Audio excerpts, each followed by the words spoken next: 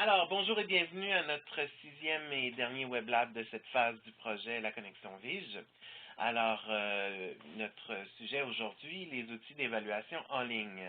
Alors, vous avez idéalement vu le webinaire que nous avons offert mardi dernier ou son enregistrement qui est disponible sur la chaîne YouTube de PliConnect ou La Connexion Vige. Et donc, la participation aujourd'hui est quand même la suite donc de ce qu'on a vu mardi, justement avec notre conférencière, Charlotte Callen, chargée de projet et de communication à l'Association des juristes d'expression française de l'Ontario. Et je me présente, moi c'est Hubert David, responsable partenariat et innovation chez Éducalois, un des membres de l'équipe, des partenaires, pardon, du projet. Alors, justement, les partenaires du projet qui vous ont donné ce projet La Connexion Vige sont l'Éducation juridique communautaire de l'Ontario, Courthouse Libraries of BC, Éducalois et PovNet. Tout ce projet a été rendu possible évidemment grâce à la participation financière de la Fondation du droit de l'Ontario et du ministère de la Justice du Canada. Alors on les remercie, c'est grâce à eux si vraiment on peut offrir cette série de webinaires et de weblabs. Alors, on vous invite évidemment toujours à participer à la Connexion Vige. C'est cette communauté en ligne, justement, d'échange sur les technologies pour l'information juridique et l'éducation juridique, mais on l'entend dans le sens le plus large. Je vous dirais qu'on invite aussi les organisations dont ce n'est pas la mission principale que de faire l'information juridique, mais qui le font de façon accessoire dans leur mission et qui veulent être outillés justement grâce à toutes les discussions, les échanges qu'on peut avoir sur cette communauté. On a plus de 130 inscrits, donc c'est vraiment un bel endroit là, pour échanger puis avoir de l'information qui a vraiment, je peux dire, rapport avec, avec votre travail. Alors, on continue. Donc, le webinaire de mardi, je rappelle un peu quels étaient le sujet. Alors, l'évolution très rapide de l'environnement technologique a concouru à voir apparaître de nombreux outils en ligne qui aident à développer, promouvoir ou évaluer des sites Internet. Alors, quels outils choisir et comment les utiliser à leur plein potentiel, c'est la question qu'on a abordée.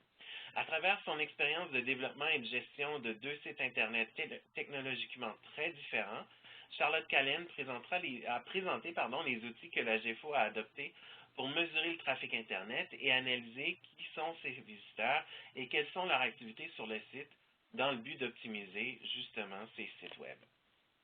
Des outils gratuits et puissants tels que Google Analytics, SurveyMonkey et MailChimp ont été présentés de façon globale, puis au travers de quelques fonctionnalités spécifiques et plusieurs trucs pratiques. Alors, encore une fois, je vous invite à aller voir l'enregistrement si vous ne l'avez pas fait. Alors, la présentation s'adressait et s'adresse encore aujourd'hui à des gestionnaires de sites Internet qui souhaitent obtenir simplement et rapidement les informations à la fois qualitatives et quantitatives les plus utiles sur leur clientèle et l'utilisation de leur site. Alors, notre conférencière encore aujourd'hui qui est avec nous, mais vous verrez le principe du WebLab, c'est de faire participer les gens. J'y participerai définitivement aujourd'hui aussi. Alors, Charlotte Callen, chargée de projet et de communication à l'Association des juristes d'expression française de l'Ontario. Elle y travaille depuis 3 ans en tant que chargée de projet de communication.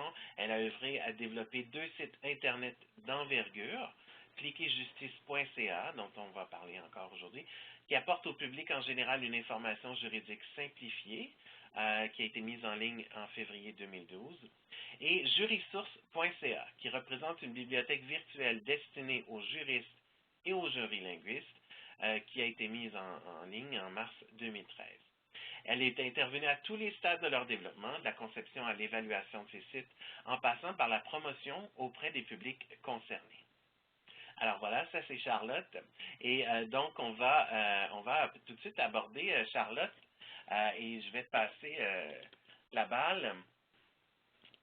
Et voilà. Aujourd'hui, on va y aller définitivement davantage par partage d'écran donc ça va être une façon de démontrer les outils justement. Alors Charlotte, avant d'aborder Google Analytics où j'en aurai plus j'aurai des choses à rajouter, est-ce que tu pourrais nous montrer par exemple comment on fait un sondage dans SurveyMonkey par exemple? Oui, effectivement. J'ai juste un petit mot, Hubert. Pour partager mes écrans de contenu web, il faut que je clique sur contenu web ou navigateur web. T'es mieux de partager ton bureau. Ah, mon bureau, parfait. Très bien. Ah voilà. Voilà. Et voilà. Est-ce que c'est Oui, bon, la connexion s'est bien faite? oui, on Oui. voit tout. Donc, eh bien, par rapport à SurveyMonkey, comme on le mentionnait il y a quelques jours, SurveyMonkey, c'est un outil de sondage en ligne que nous, on a utilisé pour obtenir de l'information qualitative sur notre site internet Clic et Justice. Donc, on a créé un sondage, on a créé aussi une icône qu'on a placée sur notre site internet et qui a été en ligne pendant 3 mois et qui nous a permis de recevoir certaines données quantitatives et qualitatives. Par rapport à SurveyMonkey, je ne vais pas pouvoir accéder à ce sondage en particulier parce qu'on l'a fait en collaboration avec notre partenaire pour l'évaluation globale du site. Oui. Donc c'est lui qui a géré cet aspect-là. Ce que je vais Est-ce que pouvoir tu me vous... permettrais une question? Oui. Justement, tu avais mentionné ça mardi dernier, mais euh, vous aviez pris un partenaire pour l'évaluation, donc quelqu'un, un expert externe qui vous conseillait là-dedans? J'essaie de... C'est pour dans le cadre de notre projet, on avait prévu de faire une évaluation du projet au global. On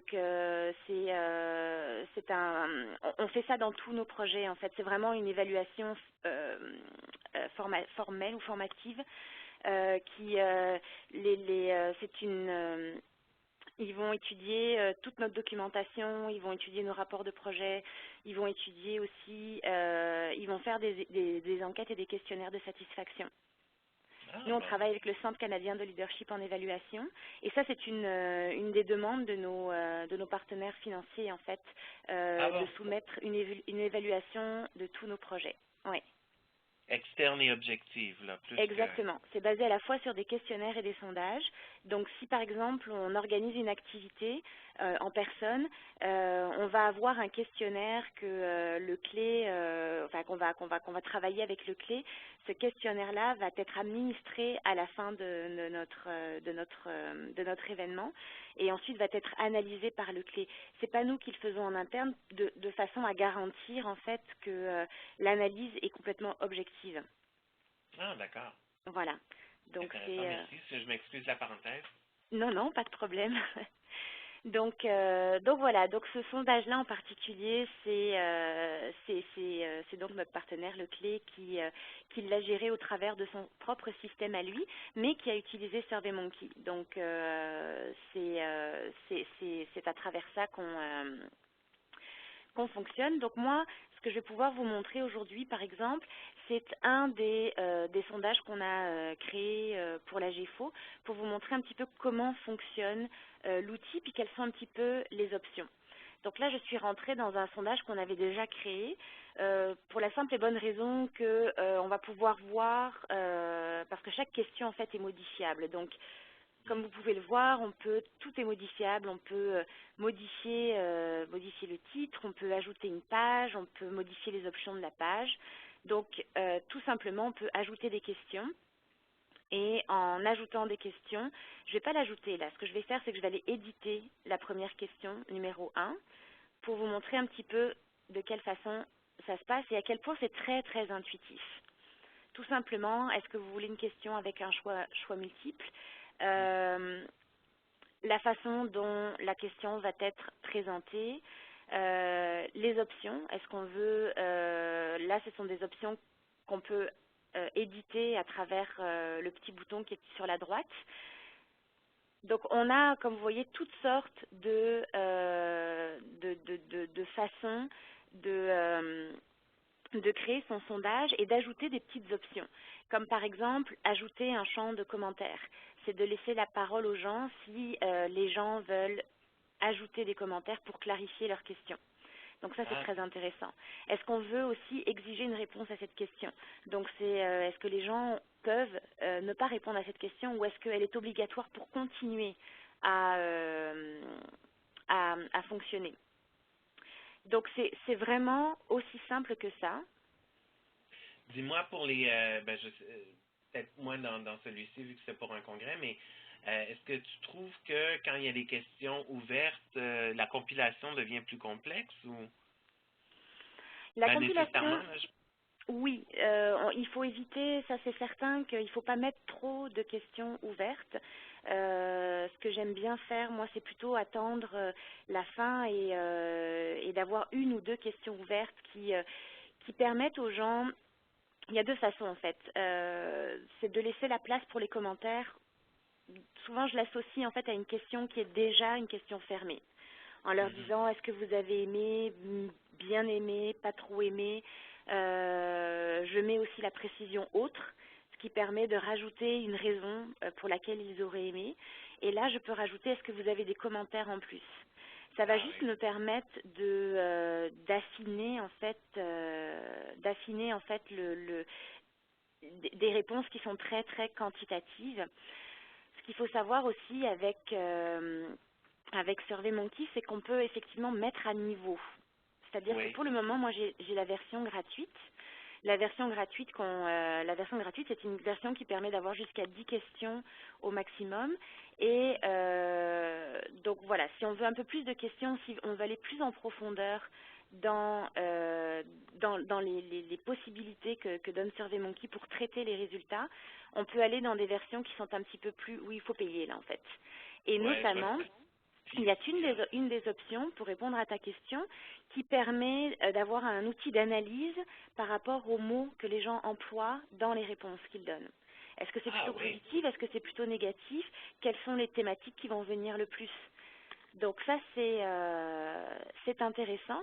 Nous, ce qu'on a fait à plusieurs fois, c'est qu'on a tout simplement acheté la version plus, qui est à Hmm. 19 $ par mois, et on l'a acheté pour un mois. Donc ça nous a donné le temps de créer notre sondage, de mettre en ligne notre sondage, et une fois que le sondage était clôturé, on se désinscrivait.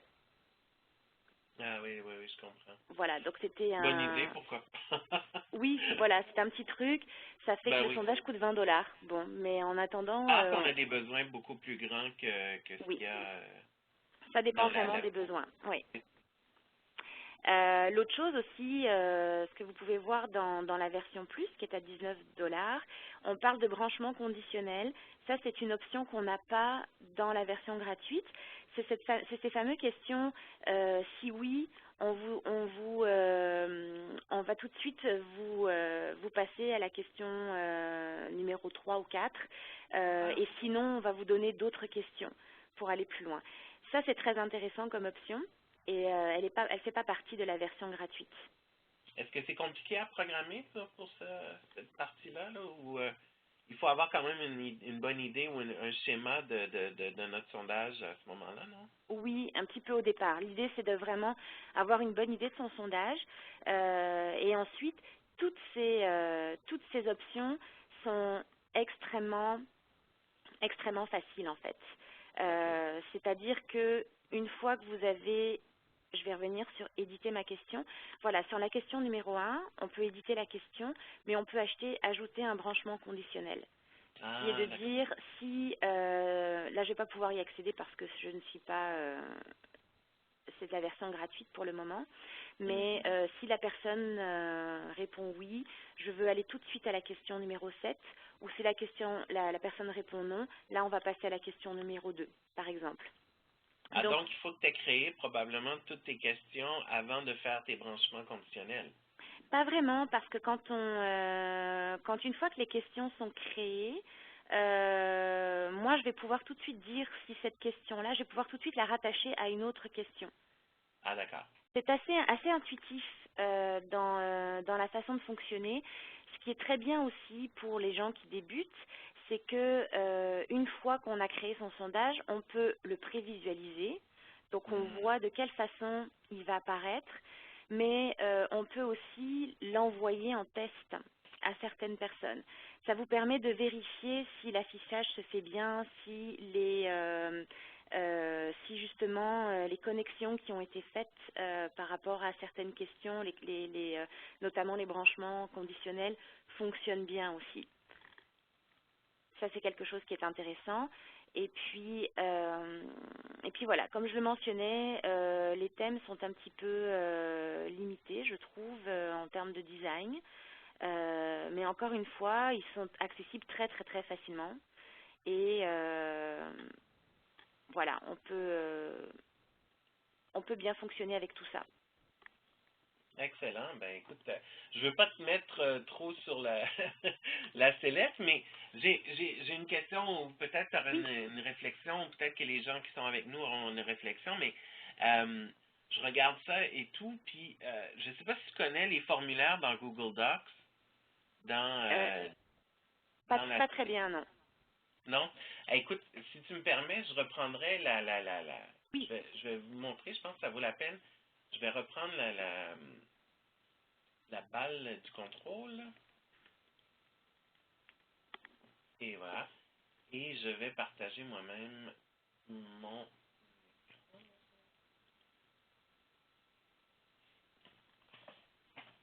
Parce que ça, là, quand on n'a vraiment pas d'argent non plus, ça vaut la peine. Alors, attends, je reviens ici. Dans Google Docs, donc docs.google.com, on peut créer un formulaire. Ce formulaire-là, on peut le mettre en ligne et on peut même Alors, je vais fermer parce que moi je connais. Alors, on peut utiliser le formulaire par défaut, tout simplement. Et encore là, quand on crée, alors on peut donner un titre. Alors, ceci est un test.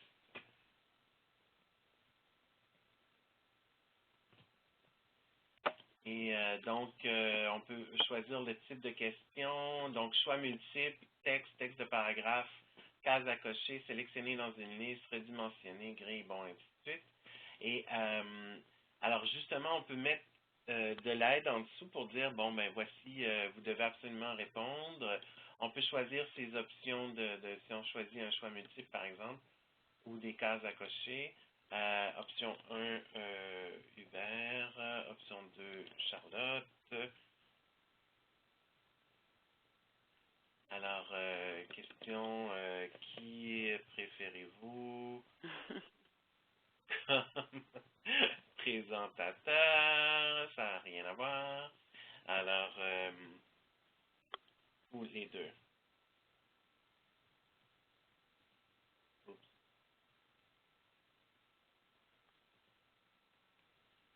Également. Alors, on peut dire que c'est une question obligatoire et on peut terminer comme tel. Alors, on peut afficher le lien pour envoyer une réponse. Donc, on peut envoyer le lien aux gens et ou publier, afficher un lien vers les résultats de ce formulaire. Ah ouais, permettre aux personnes d'interagir, de modifier la réponse. Non. Alors, envoyer le formulaire, mettons, ça, tu peux. Quand on dit le lien de partage, c'est ça, mais on peut aussi l'intégrer, comme je le disais, dans une page web. Et donc, c'est bien intéressant, c'est facile et puis ça se fait très bien. Alors, voici l'aperçu justement du formulaire. Et on voit là vraiment, puis il y a vraiment toutes sortes de modèles qu'on peut utiliser là. Mais ce que je réalise, c'est que ce qui est vraiment le fun, c'est que, bon, une fois, ah oui, ben là je suis en mode édition, là, mais quand les gens répondent à ce moment-là, on peut aller, je vais donc. Bon, les réponses se compilent ici. On peut avoir, une fois qu'il y aura des réponses, évidemment, on peut avoir un graphique qui se crée automatiquement pour les réponses. Et également, toutes les informations rentrent dans un fichier de calcul, un peu comme dans Excel, qui est exportable et tout. Donc, on peut avoir toutes les informations brutes. Alors, Nous, dans notre cas, on l'a utilisé à quelques occasions quand c'était non pas pour un sondage en ligne, parce que SurveyMonkey est très, très bien fait pour apparaître juste au moment souhaité. Je pense que tu me corrigeras, Charlotte, mais ça apparaît c'est à la fin de la visite de la personne que ça apparaît ou c'est au tout début? Comment ça fonctionne pour vous? Pourquoi exactement? Pour SurveyMonkey, quand vous l'utilisez sur votre site, est-ce que à ce moment-là, vous le faites apparaître à la fin de la visite de la Nous, on l'avait personne? fait apparaître, on avait le bouton était présent en tout temps. Ah, Donc d'accord. ça permettait aux gens de cliquer à n'importe quel moment pour y accéder. Et ensuite, on avait aussi, il apparaissait, on avait calculé par rapport au temps moyen des gens sur le site, on l'avait calculé la moitié de la visite. Donc on était à peu près à 45 secondes. S'il y avait un pop-up qui apparaissait pour proposer aux gens de répondre au sondage. D'accord. Voilà. Mais, mais, Mais mais, mais tu vois, donc, encore là, dans le formulaire, bon, ben, j'ai répondu Charlotte parce que c'est vrai. Mais, mais donc, tu peux voir les réponses rapidement s'ajouter. Alors, je dirais que parfois, là, encore là, Google peut avoir une réponse pour nous dans ses outils relativement, gratuitement, là. Et, euh, et puis, on peut envoyer une autre réponse, puis on dit les deux également, puis on va voir les informations changer. Mais si on va dans modifier le formulaire, je me souviens plus, là c'est un peu gênant, mais je me souviens plus à quel endroit on peut voir les données, les réponses. Non. Ils ont changé ça. C'est ça le problème avec les outils Google, ils nous changent oui. ça. Mais si tu me permets, on peut aussi revenir sur SurveyMonkey parce que je peux montrer aussi les différentes façons. Il y a beaucoup d'options qui existent pour collecter les réponses, pour analyser les résultats. Oui. Parce que par exemple, je ne sais pas si la programmation, euh, du, comment dire, est-ce que tu peux le programmer dans le temps, ton sondage? Non, malheureusement non. Voilà, parce que moi, tu vois, donc ici, donc je peux sur mon menu de gauche, j'ai tout ce que je souhaite pour, j'ai toutes les options pour les options du sondage qui sont, voilà, reliées aux petits boutons qui vont apparaître, etc., aux en-têtes, au pied de page. Si je vais ensuite sur récolter des réponses, bon, là, ici, il est fermé, mais je vais le mettre à modifier. Je peux modifier les paramètres les paramètres de collecte des données. Donc, est-ce que je permets, alors c'est là que c'est intéressant parce qu'on peut par exemple autoriser ou pas les gens à se connecter plusieurs fois du même ordinateur. On peut aussi laisser le sondage confidentiel. Donc, le SurveyMonkey va se baser sur l'adresse IP OK. de Ouais. l'ordinateur pour s'assurer en fait que les gens ne vont pas aller répondre 4 fois au même sondage. Hmm. Donc ça, c'est une option que je trouve intéressante. Est-ce que les personnes, effectivement, peuvent retourner au sondage ou pas? À quel moment, etc. Est-ce qu'on affiche les résultats du sondage une fois que la personne a fini de répondre? Est-ce qu'on affiche les résultats pour qu'elle voit un petit peu quelles sont les tendances aux différentes réponses? Donc ça, je trouve ça assez intéressant. L'autre chose aussi, c'est qu'on peut programmer. On peut programmer l'heure à laquelle on veut que le sondage soit mis en ligne, mais l'heure à laquelle le sondage se termine. Hmm, hmm, hmm. Donc, par exemple, un sondage qui pourrait être relié à un jeu concours, ça peut être intéressant si on dit, ben voilà, jusqu'à minuit de tel jour, vous pouvez répondre à la question. On peut activer une protection par mot de passe. Donc on a quand même accès à beaucoup de choses au niveau des options pour personnaliser son sondage. Puis enfin, au niveau des résultats, donc effectivement, on a aussi accès à des petits tableaux qui nous donnent un petit peu les grandes tendances pour le résultat. Mais tu vois, la question que tu me posais, La question 2, c'était une question ouverte. Et Ah oui, je pourrais aller dans l'analyse de texte. Pour ça, il faudrait que je sois, que avec j'ai, la mise à niveau, ouais. voilà, la mise à niveau.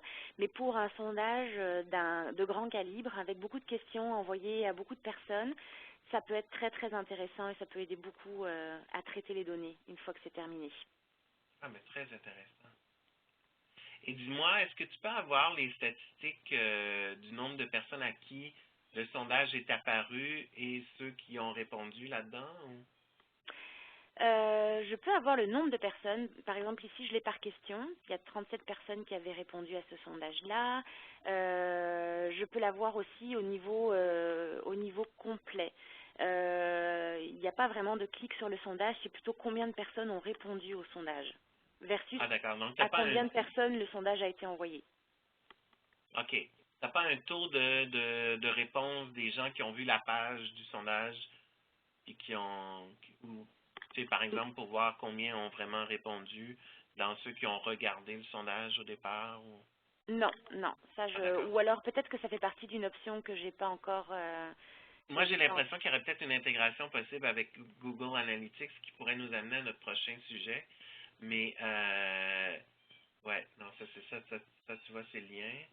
J'ai Ouais. l'impression que dans Google Analytics, tu pourrais aller voir combien de personnes sont sorties de ton site pour aller vers cette page-là.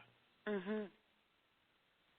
Et justement, donc, à moins que tu aies quelque chose à rajouter sur SurveyMonkey, on pourrait Non, passer à Google Analytics. à Google Analytics. Donc, je vais ouvrir ma petite page Google Analytics.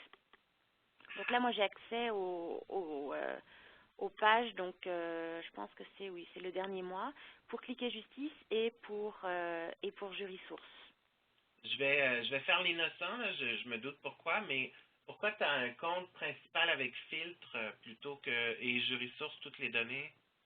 Parce qu'en fait, JurySource, on a créé tout un outil d'administration interne sur le site Mhm. internet.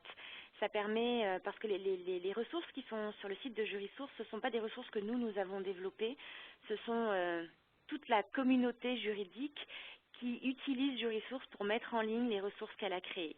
Mhm. Donc pour ça, on a créé des comptes pour nos collaborateurs. Ils peuvent donc gérer leur compte, ajouter des personnes autorisées à verser des ressources sous leur propre compte, mais aussi ils peuvent consulter des statistiques sur leurs propres ressources. Qui est allé Intéressant. voir ces ressources? Alors c'est la consultation de leurs ressources et ensuite qui a cliqué sur la ressource pour aller la voir. Parce avant d'accéder à la ressource, on a une page qui résume la ressource. Donc, qui est allé voir la page de résumé de la ressource et ensuite qui a cliqué pour télécharger la ressource. Hmm. Et ça, c'est ce que ça nous donne comme, je ne sais pas d'ailleurs si on peut accéder d'ici. Euh, Pas vraiment. C'est des fils qui ont été créés mais qui sont pas vraiment visibles Donc, ici. Ils sont, par contre, probablement par voilà, il faut eux se dans les... connecter à son compte JurySource et là, C'est on a ça, accès aux statistiques. je comprends. Ouais. Donc, si nous allons voir, par exemple, clic et justice, ça c'est donc pour le dernier mois. Je vais peut-être fonctionner pour la dernière année, ce sera plus simple. Donc, comme je le mentionnais il y a quelques jours, j'utilise moi beaucoup la fonction de calendrier. Oui. Euh, donc, nous, on l'a lancé le 22 février. Et puis, on va aller au 31 mars, qui est notre fin d'année fiscale, par exemple. Voilà, pour vérifier un petit peu toutes les données.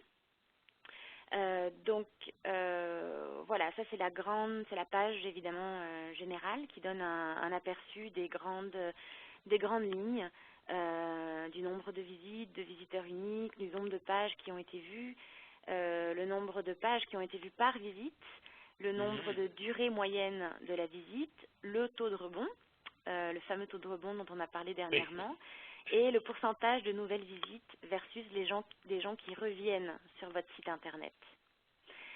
Euh, sur la gauche, ici, ce sont donc les différentes possibilités, enfin les onglets qui nous amènent vraiment vers des résultats un petit peu plus spécifiques. dans ma présentation donc d'il y a 2 jours, j'avais mis un petit peu une liste des données que moi j'ai pris l'habitude d'aller voir régulièrement. Et en fin de compte, je les ai toutes installées dans la petite rubrique shortcuts, donc raccourcis. Et ça, ce sont les données que je vais régulièrement voir. Overview, donc comme par exemple le référencement du trafic. Ça, je trouve ça très intéressant de savoir par qui nous a référé en fait. Donc on voit que le barreau du Haut-Canada nous a référé, Tout TV nous a référé. Ça, c'est très intéressant pour nous parce que cette année, on a fait une campagne de communication sur Tout TV. C'était très très nouveau pour nous et finalement on a quand même eu un petit peu de trafic grâce à ça, donc ça nous a permis d'avoir des chiffres concrets de suivi de cette campagne publicitaire. Voilà, la GFAC, c'est une association de juristes qui est un de nos partenaires, donc c'est très intéressant pour nous de savoir qui féliciter finalement dans nos partenaires. Voilà, l'autre donnée que j'aime bien aller voir, c'est aussi les références via les médias sociaux. Qui a accédé à notre site via Facebook. Donc, c'est d'autant plus intéressant qu'on n'est pas encore très très visible sur Facebook. Donc là, c'est plutôt des gens qui ont parlé de nous et d'autres gens qui, grâce à ces liens, sont allés visiter notre site internet. Donc, sans effort pour le moment. Ça fait partie de notre stratégie, nous, cette année, d'être visible sur les médias sociaux, mais pour l'instant, on n'existe pas. Sans effort, on a quand même eu quelques références par rapport à ce qu'on faisait.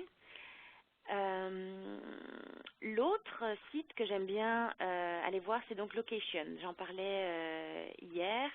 Donc, pour aller un petit peu voir les gens du Canada, des provinces du Canada, qui sont venus sur notre site, pour voir combien de pages environ, voir un petit peu quelle est la durée moyenne, le pourcentage de nouvelles visites et puis le taux de rebond. Donc ça, je trouve ça très intéressant. Oui, absolument. Un des petits trucs dont je trouve ça très intéressant. J'avais jamais utilisé les shortcuts et je vois que tu peux le faire directement pour ton rapport spécifique par rapport au Canada même. Donc, oui. Pas obligé d'arriver par le monde entier. Et puis, non, exactement. C'est la page vraiment que tu souhaites avoir. Et puis, comme je le mentionnais, il y a plusieurs moments, moi, où je me connecte à Google Analytics. On va dire que c'est une fois par mois pour un suivi régulier. Donc, ce sont ces shortcuts que j'utilise une fois par mois. Donc, c'est très facile, très rapide. Ça permet de voir un petit peu quelle est la tendance des visites d'un mois à l'autre. Et je dirais qu'après, quand je me connecte 1 à 2 fois par an pour faire une analyse plus poussée, là, je retourne jouer dans mes boutons standards pour aller vraiment pousser un petit peu l'analyse du site Internet. As-tu considéré parce qu'il y a moyen de s'envoyer par courriel des rapports qui pourraient te donner en push vraiment toutes ces données-là ou... Non, je l'ai pas encore fait. Effectivement, oui, c'est en cours. Oui, c'est quelque chose que je vois. Tu les reçois, toi, les rapports? Ben, je dis ça, je l'ai fait pour d'autres sites. Par exemple, j'ai contribué au site web des centres de justice de proximité au Québec. Et donc, pendant 1 an, je recevais les statistiques par rapport comme ça. Ce qui fait que j'avais presque jamais besoin d'aller sur le Google Analytics. Justement, quand tu reçois le rapport 1 fois par mois. Pour ce qui est des Ducalois, à vrai dire, je suis un peu plus obsessif que toi. J'y vais beaucoup plus souvent. Oui. Mais c'est devenu un outil de travail pour nous. Vraiment, même, je dirais, pour les responsables de contenu ou, leur nouveau titre, c'est spécialiste en vulgarisation juridique. Ils utilisent les données de recherche, entre autres, qui ont mené les gens vers notre site pour voir comment le contenu devrait être écrit, quelles sont les questions des gens. On touche beaucoup ça en détail. Bon, tu vois, ça, c'est intéressant. Ça, c'est dans les mots-clés, c'est dans Content. Ouais, ben tu vois, moi, je l'utilise en français, mais J'imagine que c'est en content. Oui, ça devrait être là. Et puis, où sont les mots-clés? En audience? Peut-être plus dans audience.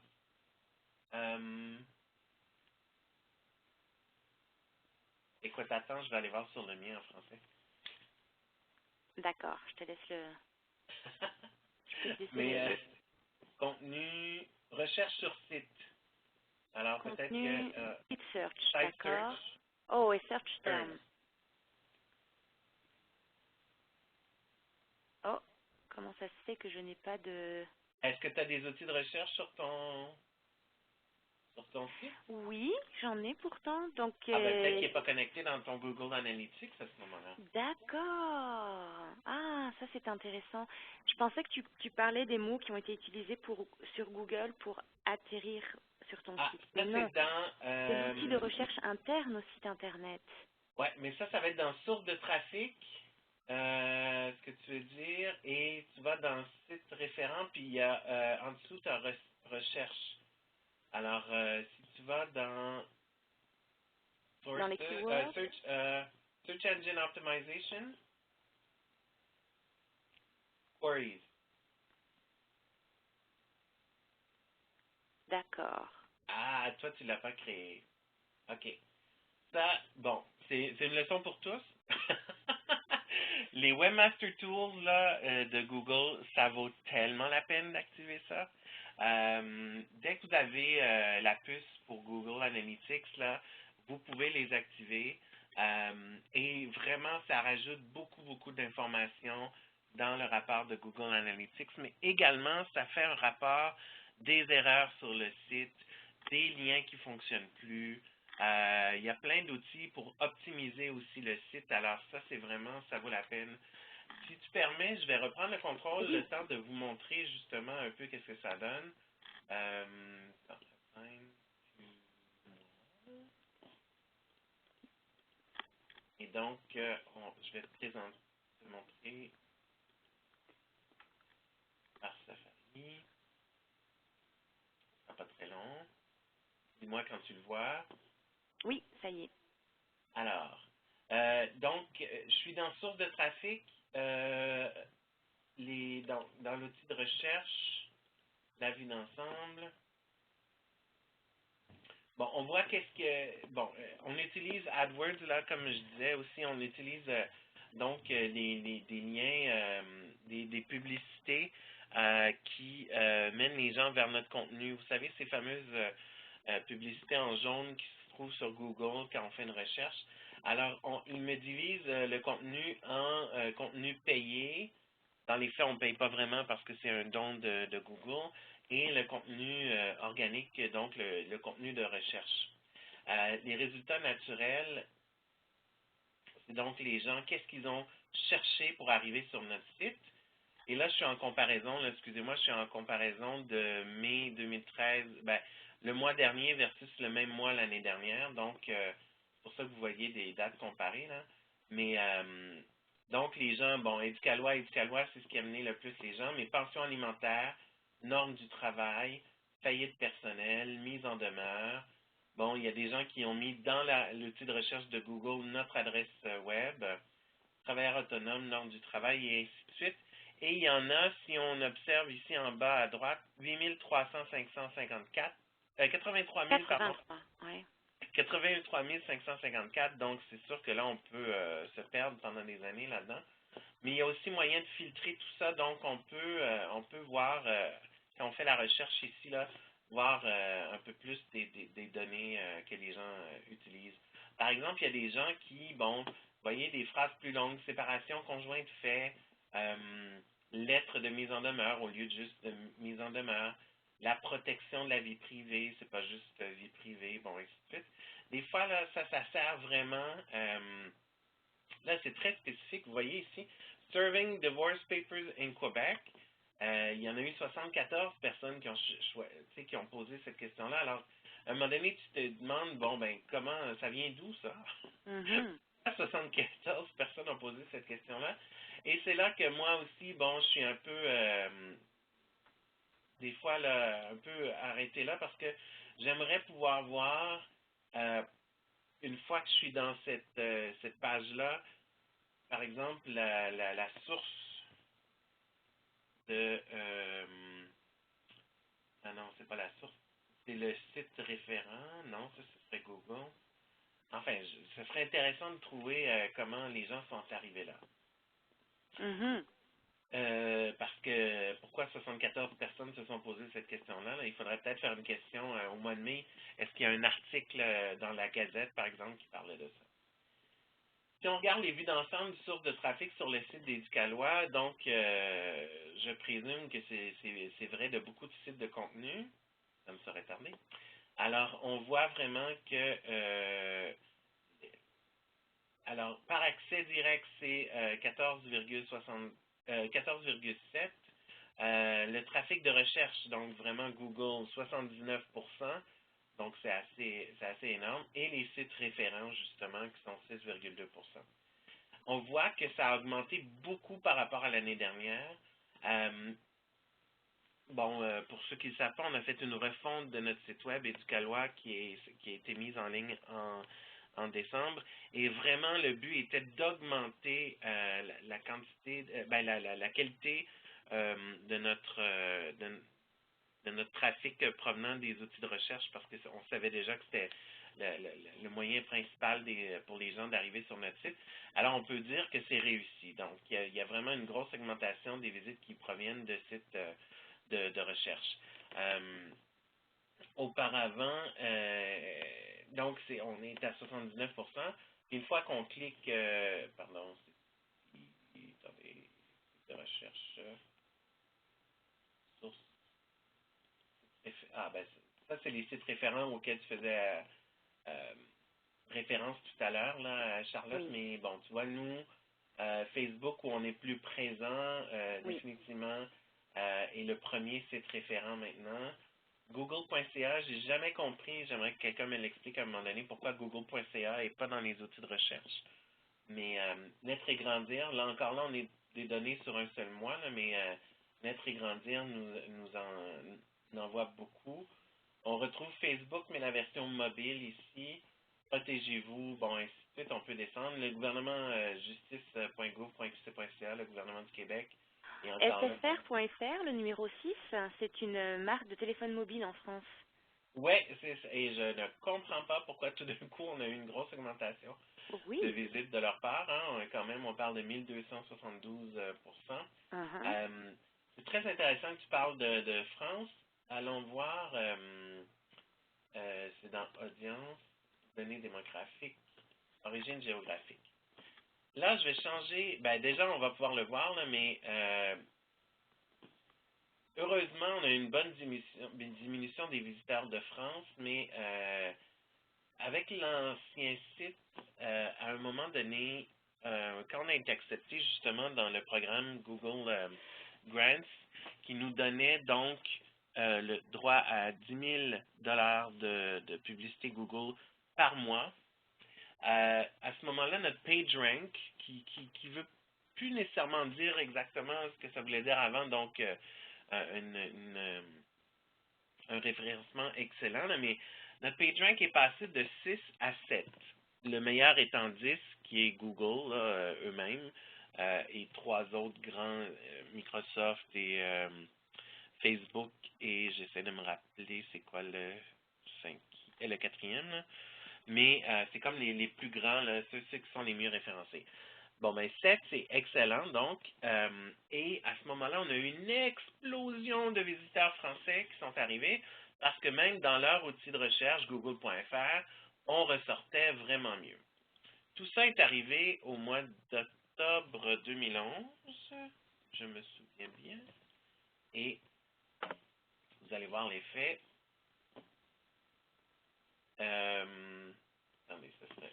Où est-ce que je vais... Ça va être dans l'audience, la vue d'ensemble. C'est immanquable. Alors, ben oui, mais là, il faut que j'enlève ça, puis que je mette par rapport à l'année précédente. Bon, voyez les faits là, quand c'est...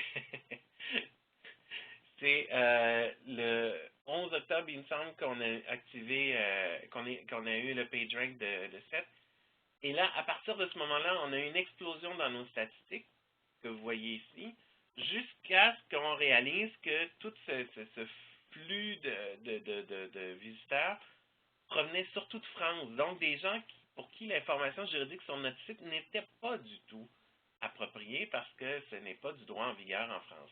Alors, ce qu'on a fait à ce moment-là, c'est qu'à partir de, à peu près ici, si je me souviens bien, on a activé un avertissement quand les gens provenaient d'en dehors du Canada pour dire, écoutez, l'information juridique qui se trouve sur notre site n'est pas une information qui est valide pour les gens en dehors du Québec, là. Et donc, c'est revenu à la normale un peu, et maintenant, avec le nouveau site, ben, on remonte vraiment, mais écoutez, ça a fait une explosion, puis malheureusement, ben, comme juriste, on se sentait coupable, il fallait pas mal informer les gens de ça. Donc, maintenant, depuis qu'on a le nouveau site et qu'on a cet avertissement-là, il y a eu une bonne baisse, heureusement, de visiteurs de la France, et donc une baisse de 31,1. En même temps, heureusement, et c'est là qu'on est très content de la qualité de notre nouveau site, il y a eu une augmentation des visites au Canada. Donc, on se dit que ce qu'on a fait en optimisation pour les moteurs de recherche, là, en Search Engine Optimization, fonctionne vraiment. Et ça, après ça, on peut le voir là, en allant dans tout. Une des choses que tu voulais t'as abordé tout à l'heure, Charlotte, c'est aussi les nouveaux versus les connus. Ça, c'est vraiment quand il y a une augmentation des visiteurs qui reviennent. En effet, on est très heureux de ça. Donc, dans ce cas-ci, là, c'est sûr que là, on est sur une longue période. On est presque sur on est sur 1 an et demi, là, mais il y a eu une augmentation pour nous de 21,88% des visiteurs qui reviennent sur le site. Alors ça, on est très heureux de ça. Mais en majorité, comme vous le voyez, ce sont des nouveaux visiteurs qui sont sur notre site. Alors, quand on revient à notre tableau du début, ça serait tardé. Ah, dans la vue d'ensemble, excusez. Alors, on voit ici la comparaison de nouveaux visiteurs versus visiteurs. Alors, on a vraiment augmenté la portion de personnes qui reviennent nous voir. C'est dans la partie du haut, là. Mais quand même, une grande majorité des gens sont des nouveaux visiteurs. Une des choses qu'on a fait quand on a fait un sondage en ligne il y a plusieurs années, c'est qu'on a réalisé que les gens nous viennent sur notre site, non pas comme on l'imaginait ou on l'espérait, parce que, ben écoute, on a une question juridique, que je me pose comme ça tout bonnement, et puis je vais aller sur le site d'Éducalois, puis je reviendrai à chaque fois qu'une idée me passe par la tête comme ça, mais heureusement pour eux, mais malheureusement pour nous, les gens ne viennent que lorsqu'ils ont un problème juridique bien spécifique dans un moment plus ou moins de crise, si je peux dire. Ben, à ce moment-là, donc ils viennent, ils ont la réponse à leur question et souvent ils ne vont pas revenir, à moins d'avoir eu d'autres problèmes juridiques, ce qu'on ne leur souhaite pas. Et donc, une des choses qu'on espérait avoir, c'est créer une espèce de récurrence des visites, mais c'est pour ça qu'entre autres, on a vraiment beaucoup plus axé récemment sur les médias sociaux, parce que les gens qui aiment notre page Facebook, par exemple, sont des gens qui vont nous revenir, qui vont avoir qui vont être des visiteurs récurrents de notre site et donc augmenter ce chiffre-là. Je pense qu'on a réussi, en tout cas, on est rendu à 26,2% de nos visites là, qui sont des gens qui reviennent. C'est bon signe, je pense. Mm-hmm. Google Analytics, mon Dieu, que dire d'autre? Si on revient à l'optimisation du référencement, ça c'est un des outils justement qui est activé quand on a quand on active, et puis là tu vois, on l'a activé justement juste le 16 mars 2013, là, les Webmaster Tools dont je parlais plus tôt. D'accord. Donc, ça, tu dois passer par ton informaticien ou c'est quelque chose que tu peux faire directement via le site?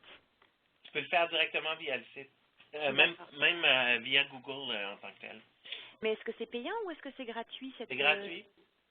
C'est D'accord, donc totalement gratuit. c'est gratuit, mais il ne l'active pas automatiquement. Non. Ah, d'accord, Non, parce que encore là, ça veut dire que Google a encore plus d'accès à ton serveur et tout.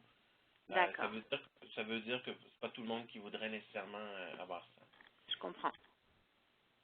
Alors, alors ça, bon, comment expliquer? Les 1000 principales requêtes quotidiennes sur Google qui mènent vers des sites comme le nôtre. Donc, dans Google, par exemple, quelqu'un qui va avoir cherché Régie du logement, notre site va être apparu dans les résultats 50 000 fois. Ça a amené un clic dans 90 cas, à 90 occasions, et donc notre position moyenne est de 3,5 %. C'est sûr que les spécialistes en marketing pourraient nous dire là, si c'est bon ou non, mais selon notre responsable communication marketing chez Éducalois, il semble que c'est un excellent taux de clic. Alors, ça vous donne une idée justement de la majorité des endroits ou des requêtes, à vrai dire, où notre site apparaît dans la première page de Google. Ça, c'est très intéressant. Donc, c'est ce qu'on appelle un bon référencement, justement, c'est d'apparaître très haut dans les résultats de recherche, n'est-ce pas? Les pages de destination, ça, c'est des pages comment je dirais, où les gens arrivent le plus lorsqu'ils font une recherche sur Google. C'est les pages où ils arrivent le plus sur notre site, ou les pages qui apparaissent le plus, par exemple, dans les résultats. Donc, notre information sur les normes du travail au Québec apparaît 90 000 fois dans les résultats au mois de mai, là, est apparu 90 000 fois dans les résultats Google. Là-dessus, il y en a 2000 clics, donc une position moyenne de 4,0. Ça, c'est les positions dans les résultats. Et donc, le CTR, là, c'est un taux de clic, je pense. Oups, qu'est-ce que j'ai fait? Ah, voilà.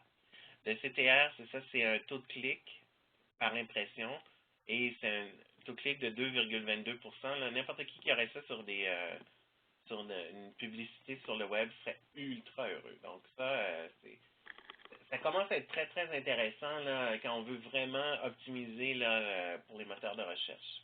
Mhm.